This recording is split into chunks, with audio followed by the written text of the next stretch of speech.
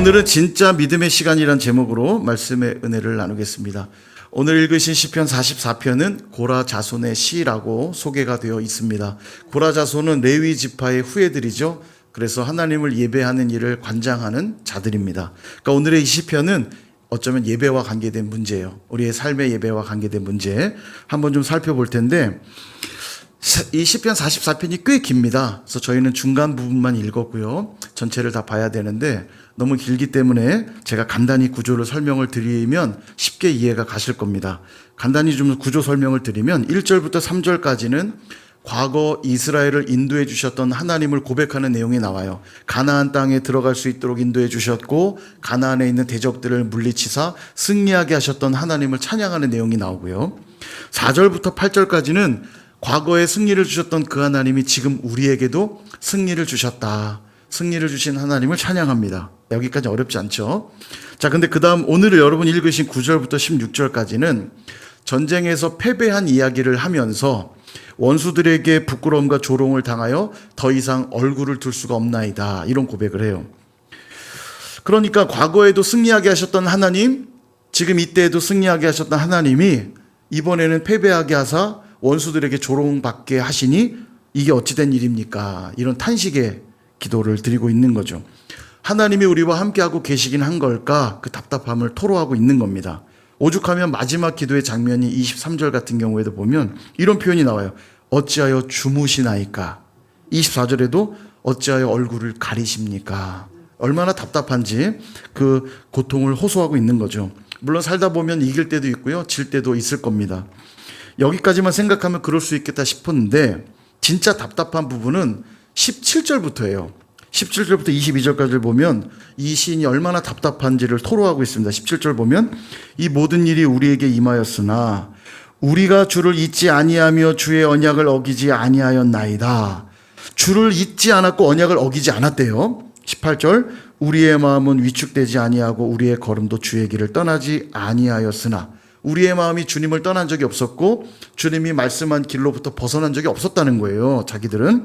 그런데도 19절 주께서 우리를 승냥이의 처소에 밀어 넣으시고, 이 말은 동물의 밥이 되겠다는 얘기죠. 우리를 사망의 그늘로 덮으셨나이다. 죽은 자가 되게 하셨다는 거예요. 우리는 분명 주님을 잊은 적 없고 주님의 언약을 지켜 행했고 우리의 마음도 주님을 떠난 적이 없고 그 길에서 벗어난 적이 없는데 어찌하여 주님은 우리를 승냥이의 처소로 밀어 넣으시고 사망의 그늘로 덮으셨나이까? 이런 답답함을 호소하는 거죠. 20절 우리가 우리 하나님의 이름을 잊어버렸거나 우리 손을 이방신에게 향하여 폈더라면 하나님이 알아내지 아니하셨겠습니까? 주는 우리 마음의 비밀을 아십니다. 즉 우리는 하나님을 잊어버린 적도 없고 우상을 섬긴 적도 없고 진실하게 하나님만 섬긴 것 하나님 다 아시잖아요. 내 마음의 비밀까지 아시는 분이 우리가 얼마나 진실하게 섬겼는지 다 아시잖아요. 그 얘기하고 있는 거예요. 그런데도 22절 그런데도 우리가 종일 주를 위하여 죽임을 당하게 되며 도살할 양같이 여김을 받았나이다. 어찌 우리를 도살할 양처럼 이렇게 만드십니까? 세 번역이 좀 더 다가와요. 제가 세 번역을 담아놨는데 내용이 이렇습니다. 우리가 날마다 죽임을 당하며 잡아먹힐 양과 같은 처지가 된 것은 주님 때문입니다. 그러니까 신앙이 없었다면 우리 이런 일도 없었을 텐데 주님 때문에 이런 처지에 놓였다는 거예요. 이 대목이 신앙의 가장 어려운 대목 아니겠어요? 내가 예수를 몰랐더라면 그냥 쌍욕하고 복수하면서 그냥 내 멋대로 살면 되는데 예수님을 믿는다는 이유 때문에 이러지도 못하고 저러지도 못하고 가슴앓이 하면서 보내야 되는 상황들이 있단 말이에요. 그러니까 내가 이런 도살할 양처럼 되어버린 건 주님 때문입니다. 이렇게 고백하고 있는 거죠. 이 답답함의 문제를 풀기 위해서는 먼저 이 시편의 배경을 이해할 필요가 있습니다. 아주 재미있는데요. 이 시편이 어떤 배경에서 쓰여졌는가 정확히는 알 수 없지만 대부분의 학자들의 공통된 의견은 뭐냐면 히스기야가 아수르가 쳐들어왔을 때 겪었을 상황이라고 봅니다. 그 내용이 이래요. 히스기야는 왕이 되었을 때 선한 왕이었습니다. 그래서 선왕들이 만들어 놨던 산당들 다 박살냈고요. 우상들을 다 척결했고요. 종교개혁을 단행했어요. 굉장히 멋진 왕이죠. 그리고 당시에 최강대국이었던 아수르, 아래쪽에는 애굽, 아수르와 애굽을 전혀 의지하지 않았습니다. 이 말은 하나님만 의지했다는 거죠. 아수르, 애굽 의지하지 않고 하나님만 의지했고 이스라엘의 주적이었던 블레셋, 블레셋과의 싸움을 승리로 이끌었던 왕입니다. 그러니까 얼마나 멋진 왕이에요. 그죠? 오늘 읽으셨던 시편 앞부분의 내용이 여기에 해당되는 겁니다. 주님이 우리에게 승리를 주셨습니다. 이 고백을 드리는 것까지가 그 내용이에요. 문제는 이제 그 다음이죠. 남유다 위에 있었던 동일 민족인 북이스라엘이 결국 아수르에 의해서 완전히 멸망을 당하게 됩니다. 사실 북이스라엘이 있기 때문에 남유다는 조금 보호받은 면도 있어요. 방패 역할을 했던 거 아닙니까? 북쪽에서. 근데 북이스라엘이 멸망당하면서 약 8년 후에 아수르가 남유다를 쳐들어오게 됩니다. 견고한 성읍들이 속수무책으로 다 무너지게 되면서 예루살렘의 마지막 교두보인 라기스란 지역까지 쳐들어와요. 이 턱밑까지 쫓아온 거죠. 그러니까 당황한 히스기야가 어떻게 하냐면 성전의 문과 왕궁의 기둥에 입혀놓은 금까지 싹싹 긁어가지고 아수르에게 조공을 바쳐요. 말하자면 한 번만 용서해 주세요 이렇게 말하는 거죠. 조공을 받은 아수르가 돌아갑니다. 위기를 간신히 넘기긴 한 거죠. 근데 참 황당한 게 선왕들과는 다르게 종교개혁을 단행했고 하나님 말씀에 순종을 했는데 왜 하나님은 아수르로부터 지켜주지 않고 이런 수치를 당하게 하셨는가? 근데 여러분 여기까지도 참 수치스러운데 문제는 뭐냐면 돌아간 아수르가 이제 머리를 조아렸으니까 이제 내가 이제 너희들이 이겼다 그러고 이제 그냥 지내면 되는데 더 많은 군대를 이끌고 또 쳐들어와요. 2차 침공을 합니다. 근데 이번에는 턱밑까지 와서 협박하는 게 아니라 예루살렘까지 와가지고는 예루살렘 성을 포위해요. 그리고는 협박을 하는데 하나님을 조롱하면서 히스기야를 비난합니다. 백성들에게 뭐라고 얘기하냐면 히스기야의 말 믿지 마라. 하나님을 의지하자고 하는 말 믿지 마라. 하나님이 계시기는 어디 계시냐? 우리가 여기까지 쳐들어왔다는 것 자체가 하나님이 없다는 증거다. 그러니까 히스기야가 하나님을 믿자고 말해도 너희들 믿으면 안 된다. 아수르가 조롱하는 거예요. 그들의 믿음을 무너뜨리려고 하는 거죠. 원래 싸움은 총칼 들지 않고 싸우는 게 가장 좋은 싸움이잖아요. 그러니까 아수르가 쳐들어가기 전에 백성들의 마음을 낙담시키려고 하나님을 조롱하고 히스기야를 비난하는 거죠. 근데 여러분 이게 황당한 게 1차 침공이 있었잖아요. 박박 긁어서 금으로 돌려보냈잖아요. 그리고 나서 히스기야가 생각했어요. 이들은 또 쳐들어올 수 있다는 걸. 그래서 뭘 하냐면 다음에 또 쳐들어와서 예루살렘이 포위당하게라도 되는 날엔 큰 위험이 올 수 있으니 포위당했을 때 찾아오는 가장 큰 위험은 물입니다. 식수의 문제가 가장 심각하거든요. 그러니까 예루살렘 성 바깥에 있는 식수원으로부터 예루살렘 성 안으로 물을 끌어들이는 토목공사를 시행해요.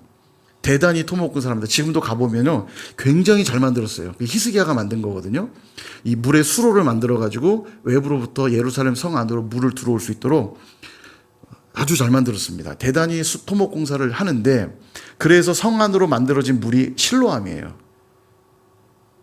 모르셨죠? 예, 전 되게 오 이럴 줄 알았는데 예, 다 알았다는 듯이 다 아셨어요? 그죠? 예, 새로운 사실이죠? 성경에 다 나오는 얘기예요. 히스기야가 토목공사를 해서 끌어들인 물이 실로암이에요. 이 말은 혹시 또 쳐들어올 공격에 대비했다는 겁니다. 히스기야가 그죠? 대비를 했지만 그럼에도 불구하고 아수르의 침공을 막질 못했어요. 히스기야가 이런 생각 들지 않았을까요?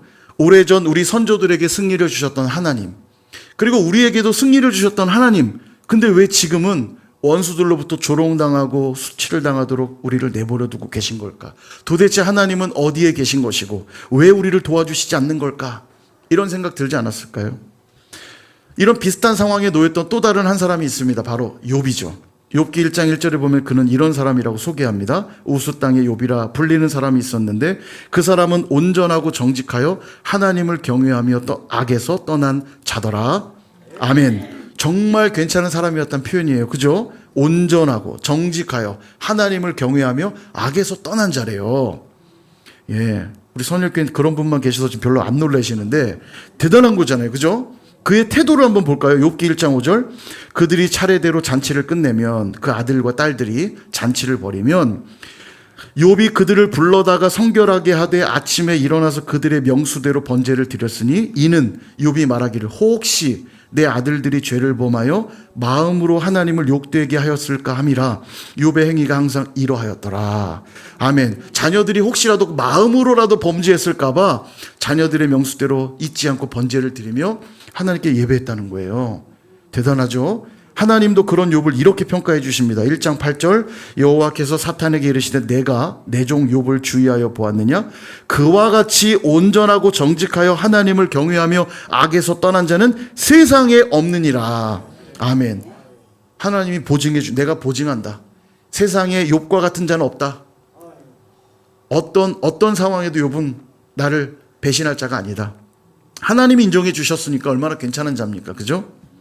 근데 문제는 뭐냐면 그랬으면 잘 되게 해주시고 더 그냥 아주 그냥 형통하고 그냥 잘 되면 좋은데 문제는 그런 욥에게 엄청난 고난을 허락하셨다는 거예요. 하나님의 허락하에 사단이 욥을 치르기 시작하는데 먼저 재물을 싹 다 텁니다. 재물이 다 털려요. 그 다음에 10 자녀들과 함께 살았으니까 집이 궁궐처럼 얼마나 의리의리했겠어요. 종들도 많았고 의리의리한 집도 다 부서집니다. 게다가 그 집이 무너지면서 자녀들이 깔려서 자녀들도 다 죽어요. 심지어는 건강까지 잃습니다. 이 피부병 같은 게 도지는데 기왓장으로 긁어도 이 가려움이 해결이 안 돼서 그냥 앉아서 기왓장으로 팍팍 긁고 있는 거예요. 이게 건강 중에 이 피부병이 제일 괴롭다고 그러거든요. 제가 아는 목사님도 이 불치의 피부병이 어느 날 왔는데 병원을 다 돌아다녀도 원인을 알 수 없다는 거예요. 근데 본인은 생각하기를 코로나 2차 접종 받고서 그랬대요. 아마 그 부작용인 것 같다면서 너무 고통스러웠대요. 정말 계속 진물이 나고 너무 고통스러워가지고 근데 긁으면 피가 나고 하니까 하루에도 수십 번 뜨거운 물로 그냥 샤워한다는 거예요. 이거 가려움이 어떻게 해결이 안 되니까. 몇 년을 고생을 하는데 너무너무 힘들었대요. 욥의 마음을 알 것 같다고. 여러분 이 정도 되면 정말 쫄딱 망한 거죠. 돈 다 털리고 자녀 다 죽고 집도 무너지고 건강도 잃었으니까 쫄딱 망한 거 아닙니까? 여러분 희한하죠. 히스기야도 욥도 형편없는 사람들이 아닙니다. 하나님 앞에 칭찬받을 만한 괜찮은 사람들이었고 또 잘해왔어요. 근데 왜 이들이 이런 어려운 상황에 처해야 되고 왜 하나님은 도와주시지 않는 것만 같을까요? 신앙생활하면서 가장 어려운 지점이 바로 여기라는 생각이 들어요. 이건 우리를 신정론이라고 그러거든요. 하나님의 통치에 관한 문제입니다. 하나님의 통치가 도대체 어떻게 이루어지고 있는지 의문이 생긴단 말이죠. 저기 보니까 저 아기는 예수를 믿지도 않고 죄만 짓고 사는데도 잘 풀려요. 너무 잘 돼요. 근데 이쪽에 예수를 잘 믿고 의인이고 참 괜찮은 사람인데도 그는 잘 안 풀려요. 도저히 이해가 안 갑니다. 대충 사는 것 같은데 저 사람은 잘 되고요. 헌신하면서 열심히 사는 것 같은 사람은 잘 안 풀리는 것을 볼 때 너무 힘들단 말이죠. 게다가 내가 비난받는 건 참겠는데 나한테 와서 너 하나님 믿는다면서 하나님이 있긴 어딨냐? 하나님 비난하는 건 정말 견디기가 너무너무 힘들단 말이죠. 교회에서도 보면 교회는 핍박의 역사 아닙니까? 수많은 교회와 순교자들의 피를 흘리는 그 고통 속에도 왜 하나님은 도와주시지 않는 것 같을까? 지금도 선교지에 보면 수많은 이들의 희생이 있고 어려움이 있어요. 도대체 하나님은 어디 계시고 왜 하나님은 도와주시지 않는 걸까? 도와주시기는커녕 그런 상황이 일부러 밀어 넣는 것처럼 보일 때도 많단 말이죠. 도대체 왜 그러실까? 우리 이 질문 앞에 서 있습니다. 근데 그 답을 드릴게요. 그 답은 뭐냐? 바로 믿음 때문이라는 거예요. 믿음. 이게 오늘 중요한 키 포인트입니다. 믿음. 오늘 이 시인이 자기가 당하고 있는 이 황당한 처지를 한 동물로 비유해서 이야기를 하고 있습니다. 바로 양인데요. 11절 주께서 우리를 잡아먹힐 양처럼 그들에게 넘겨주시고 여러 민족 중에 우리를 흩으셨나이다. 우리를 잡아먹힐 양처럼 두셨대요. 22절도 이렇게 말하죠. 우리가 종일 주를 위하여 죽임을 당하게 되며 도살할 양같이 여김을 받았나이다. 아멘. 여러분 양에게 가장 두려운 시간은 어떤 시간일까요? 목자가 없다고 느껴질 때가 가장 두려울 겁니다. 푸른 초장과 쉴만한 물가에 있을 때는 목자의 중요성이 별로 느껴지지 않아요. 왜냐하면 잘 먹고 배부르고 좋잖아요. 그죠? 그러나 사막의 음침한 골짜기를 들어서는 순간에는 이야기가 다릅니다. 이 팔레스타인 지방의 특성이 그래요. 풀이 많은 목초지가 많은 곳이 아니기 때문에 풀을 찾아 돌아다녀야 됩니다. 근데 다니다 보면 이쪽 남쪽 유다 광야 쪽에는 골짜기가 많아요. 그러니까 이쪽 목초지에서 이쪽 목초지를 이동하기 위해서는 그 가운데가 골짜기로 많이 이루어져 있기 때문에 골짜기를 지나서 그 다음 목초지로 이동해야 될 때가 많단 말이죠. 그러니까 골짜기는 피할래야 피할 수 없는 곳이에요. 풀을 먹기 위해선. 그러니까 푸른 초장 쉴만한 물가를 잘 누리다가 풀을 다 뜯어먹으면 다음 목초지로 이동해야 될 거 아닙니까? 그러면 골짜기를 통과해야 되는 거죠. 근데 이 골짜기를 통과하면 조금만 예를 들면 헛디뎌서 골짜기 깊은 곳으로 떨어지면 죽잖아요. 이 공포의 골짜기를 통과할 때 양들이 그때는 절실하게 느끼는 거예요. 목자의 음성과 목자의 지팡이가 얼마나 중요한가를 뼈저리게 느낄 수밖에 없는 거죠. 우리의 삶도 동일합니다. 전쟁에서 승리하게 하시고 인생의 상황들이 술술 풀리게 하실 때는 하나님께 잘 집중을 못해요. 분명 그 시간도 하나님이 주신 시간 맞거든요. 푸른 초장 쉴 만한 물가도 목자가 인도해 주셨기 때문에 누리는 게 맞거든요. 그럼에도 불구하고 푸른 초장 쉴 만한 물가에 있을 때는 목자의 필요성을 잘 못 느낀단 말이에요. 그러다 인생의 고난이 찾아오고 어둠의 시간들이 몰려오기 시작하면 그제서야 내가 의지해야 될 대상이 누구인지가 분명해지고 선명해집니다. 사실 목자는 한순간도 양을 떠난 적이 없거든요. 근데도 사망의 음침한 골짜기를 지날 때가 돼서야 목자가 없으면 난 큰일 나겠구나. 그제서야 목자가 크게 보이기 시작한단 말이죠. 그제서야 목자에게 집중하기 시작한단 말이에요. 제가 아내 수술하는 날 이제 아침에 우리 장모님이 좀 봐주시긴 했지만 수연이 약도 먹이고 빨리 학교를 좀 보내고 이제 가야 되니까 일찍 조금 학교를 보내고 열심히 병원을 갔어요. 9시쯤 수술실에 들어간다 했기 때문에 부지런히 갔는데 차가 얼마나 막히는지 그래도 막 부지런히 갔습니다. 거의 9시 맞춰 도착을 했는데 5분 전에 들어간 거예요. 8시 55분에. 제가 수술실 들어가기 전에 얼굴 한번 또 보고 기도해 주고 싶었는데 들어간 겁니다. 가니까 빈 침대만 있는 거죠. 그렇게 들어갔어요. 뭐 제가 할 수 있는 게 아무것도 없더라고요. 수술이 끝나기까지 그 보호자 대기실에서 기도하는 거 외엔 제가 할 수 있는 게 뭐가 있겠어요. 근데 수술을 다 마치고 저희 아내가 글을 하나 올렸는데 그 내용이 참 다가왔어요. 무슨 내용의 글이었냐면 수술실로 이동하는 그 길이 꽤 길게 느껴지더래요. 근데 사실 그렇게 먼 거리는 아니었거든요. 이제 별관에 입원해 있고 통로로 이동해가지고 바로 3층, 본관 3층이 수술실이었는데 아주 긴 길은 아닙니다. 근데 이제 왜 수술 환자들 이렇게 침대에 누워서 이렇게 가면 천장 보면서 가면 긴장되잖아요. 바늘 이렇게 꽂고 닌겔 맞으면서 이동하지 않습니까? 그죠? 그 길이 그렇게 길게 느껴지더래요. 그러면서 누구나 삶은 홀로 마주해야 될 몫이 있다라는 생각이 들었대요. 아무도 없다라는 걸 느끼는 거죠. 아무리 사랑하는 남편도, 아무리 사랑하는 엄마도, 아빠도 그 홀로 마주해야 될 그 시간에 도와줄 수가 없는 거예요. 제가 옆에서 손잡고 함께 걸어가 주었다 한들 수술실에 들어가는 그 두렵고 떨리는 마음이 얼마만큼 조금은 위로가 되겠지만 얼마만큼 함께 해줄 수 있겠어요. 그러나 그 홀로 서 있어야 되는 시간들을 통해 깨닫는 겁니다. 그 순간에도 나와 함께 하시는 분이 있다는 것. 아무도 들어올 수 없는 그 수술실에도 나와 함께 들어와 주시는 분이 계시다는 것. 그제서야 목자가 선명하게 보이는 거예요. 언제나 계셨다는 걸 모르지 않았지만 홀로 고독하게 보내는 그 순간이 있을 때 나에겐 그 목자가 필요하구나. 그 목자를 더 집중하게 되고 바라보게 된다는 겁니다. 그래서 고난의 시간은 믿음의 시간이라고 말할 수 있습니다. 다시 말하면 고난의 시간은 믿음으로만 통과할 수 있는 시간이란 얘기예요. 다른 것들 동원할 수 없어요. 돈이 많다고 해서 해결되지 않고 명예가 있다 해서 권력이 있다 해서 해결할 수 없어요. 그 순간만큼은 믿음으로만 통과하는 시간입니다. 목자를 바라보는 그 믿음이요. 그래야만 그 골짜기를 통과한 후에 더 많은 푸른 초장과 쉴만한 물가를 누릴 수 있게 되는 겁니다. 스코틀랜드의 위대한 목회자요 신학자인 많이 들어보셨을 거예요. 오스왈드 챔버스라고 하는 목사님 계세요. 이분이 믿음에 대해서 이렇게 말합니다. 모든 것을 감찰하시는 하나님의 관점에서 삶을 바라보지 않는다면 우리는 하나님을 믿는다고 말할 권리가 없다. 믿음이란 나의 전부를 하나님께 맡기는 것이다. 아멘. 참 내용이 좋죠. 모든 걸 감찰하시는 하나님의 관점에서 삶을 바라보지 않는다면 믿음이란 뭐예요?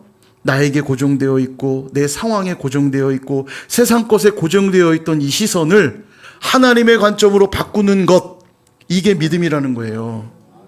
하나님은 이 믿음을 우리로 갖게 하시려고 우리를 고난과 어둠 가운데로 인도하실 때가 있다는 겁니다. 그래서 더듬어 하나님만 찾도록 우리를 인도하신다는 거예요. 그렇구나. 내게는 그 무엇도 그 누구도 나를 지켜줄 수 없고 도울 수 없구나. 오직 목자이신 하나님만 내겐 소망이 있구나. 이 하나님의 관점으로 바꾸는 게 믿음이고 그 일을 위하여 때로는 우리에게 고난의 길로 인도하신다라는 거예요. 그래서 마지막 시인이 이렇게 마지막 고백을 드립니다. 23절 주여 깨소서 어찌하여 주무시나이까 일어나시고 우리를 영원히 버리지 마소서. 예, 주님, 제가 패배 가운데 있습니다. 어려움 가운데 있습니다. 조롱과 수치를 당합니다. 그러나 그럼에도 불구하고 나를 살리실 수 있는 분은 오직 여호와 하나님밖에 없는 걸 내가 알기에 우리를 버리지 마소서. 26절도 고백하죠. 일어나 우리를 도우소서. 주의 인자하심으로 말미암아 우리를 구원하소서. 아멘. 내가 주님 뜻대로 정말 살았고 열심히 헌신했는데 아니요, 이해할 수 없는 이런 상황이 두시니 나 하나님 이제 안 믿어, 나 이제 하나님 떠날래 가 아니라 오히려 믿음 안에서 내가 더 주님을 의지할 수밖에 없나이다, 내가 더 주님께 집중할 수밖에 없나이다 고백하고 있다라는 거예요. 이제 히스기야와 욥의 결론이 궁금해지죠. 히스기야는 1차 침공 때 어땠습니까? 비굴하게 조공을 바치면서 살 길을 찾았어요. 그러나 더 어려웠던 2차 침공 때는 완전 달라졌습니다. 이사야 선지자를 불러요. 그리고 하나님께 간절히 기도하기 시작합니다. 어때요? 그의 믿음이 업그레이드 됐죠? 1차 침공 때도 믿음이 없던 사람이 아니에요. 히스기야는 멋진 사람이었어요. 종교개혁을 단행하고 말씀에 순종하며 하나님을 기쁘시게 하는 왕이었어요. 그러나 위기가 닥쳐오자 당황하여서 인간적인 방법들을 동원했던 시간도 있었지만 이 몇 차례의 위기를 통과하면서 그는 깨달았어요. 하나님만 소망이라는 걸. 그러니까 믿음이 업그레이드 된 거예요. 더 어려운 상황을 맞이했는데도 그는 기도로 나아갑니다. 그 결과가 어떻게 됐냐? 여호와의 사자가 아수르의 군대를 다 칩니다. 18만 5천의 군대들이 다 전멸당하고 아수르의 왕이었던 사네립이 간신히 도망을 쳐요. 자기 고국으로 돌아가는데 고국에 돌아오자 암살을 당합니다. 여러분, 이게 진짜 승리인 거예요. 하나님이 완전히 대적들을 박살내 주시는 겁니다. 욥은 어떻습니까? 모든 걸 잃어버렸던 욥은 이런 고백을 드려요. 욥기 1장 20절 욥이 일어나 겉옷을 찢고 머리털을 밀고, 이 고통 속에서 그는 무엇을 선택하느냐? 땅에 엎드려 예배하며.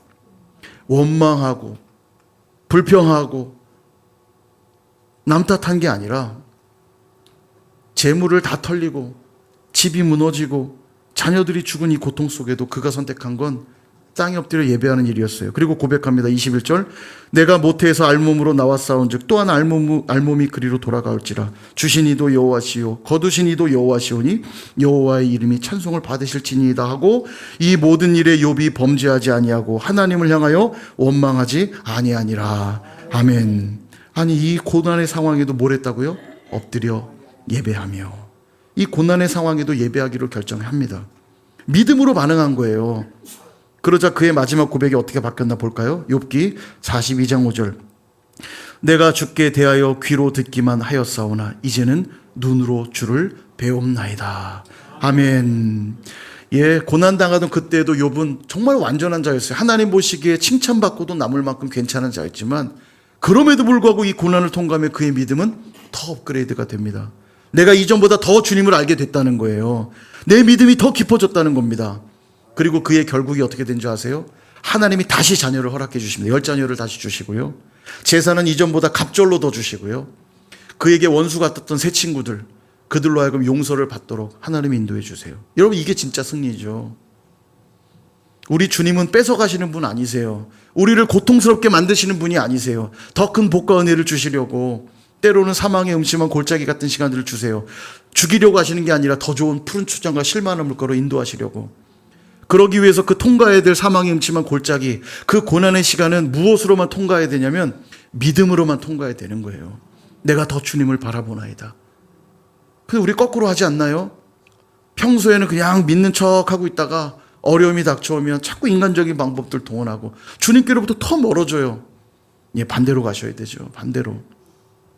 근데 여러분, 정말 그렇게 살아내셨던 한 분이 있습니다. 바로 예수님이세요.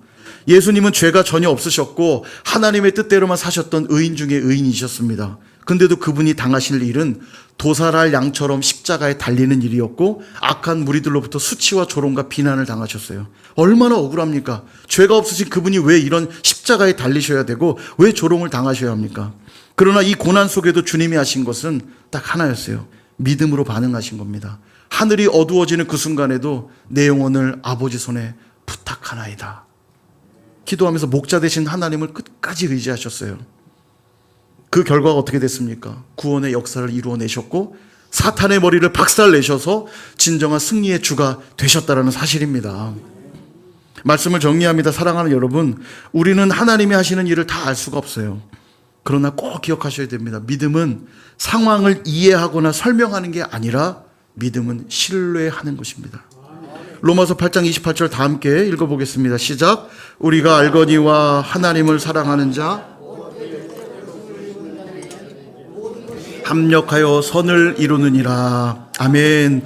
전능하신 하나님의 관점으로 내 삶을 바라보는 것이 믿음이라고 말씀하고 있어요. 지금은 다 이해할 수 없지만 하나님은 반드시 합력하여 선을 이루게 하신다는 것을 믿기에 그 믿음으로 반응하는 거예요. 내 상황을 자꾸 이해하거나 설명하려고 하는 게 아니라 하나님이 인도하신다고 하는 신뢰. 그러면 우리는 히스기야처럼 기도의 자리로 나아가게 될 것이고 욥처럼 엎드려 예배하게 될 것입니다. 그리고 그들의 결론은 뭐예요? 마침내 승리하게 되는 축복을 누리게 될 줄로 믿습니다. 저와 여러분 어떤 상황, 어떤 처지에 놓여 계십니까? 우리의 가정은 어떤가요? 일터는 어떠신가요? 우리 선일교회는 어떻습니까? 우리의 셀과 우리의 기관과 우리 부서들은 어떤 상황에 놓여 있습니까? 그 안에 벌어지는 다 설명할 수 없고 이해할 수 없는 일들이 참 많으시겠지만 여러분 꼭 기억하셔야 될 것은 그 시간은 믿음의 시간이라는 거예요. 믿음으로만 통과해야 되는 시간이라는 것입니다. 가장 어리석은 자는 어떤 자냐? 열심히 믿음의 그릇에 은혜를 가득 담아놓고는 마지막까지 믿음으로 반응해야 은혜를 누리는 것인데 마지막에 믿음으로 반응하지 못해 은혜를 다 쏟아버리는 자들. 고생이란 고생 다 해놓고 수고란 수고는 다 해놓고 마지막 영광을 취하지 못하는 얼마나 어리석습니까? 여러분 우리는 이미 믿음 이 자리에 있다는 건 이미 믿음으로 시작한 자들이라는 거예요. 믿음의 그릇에 은혜를 담기 시작한 자들인 겁니다. 그러면 언제까지 그 믿음으로 반응해야 돼요? 끝까지요. 교회 안에 보면 그런 분들 왕왕 있습니다. 마지막 잘해놓고 정말 수고하고 애써놓고 잘해놓고 마지막에 입술을 지키지 못하고 마음을 지키지 못해서 말하자면 믿음으로 끝까지 반응하지 못해서 모아놓은 은혜를 다 쏟아놓은 분들이 있어요. 볼 때마다 참 안타깝습니다. 사실 그 순간을 넘어서야 하나님이 약속한 복과 은혜를 누리는 건데 그래서 우리 찬양도 하잖아요. 최후 승리를 얻기까지 주의 십자가 사랑하리 붙들리 최후 승리를 얻기까지 믿음으로 반응해야 되는 거예요. 마지막까지 믿음으로 반응하실 수 있길 축복합니다.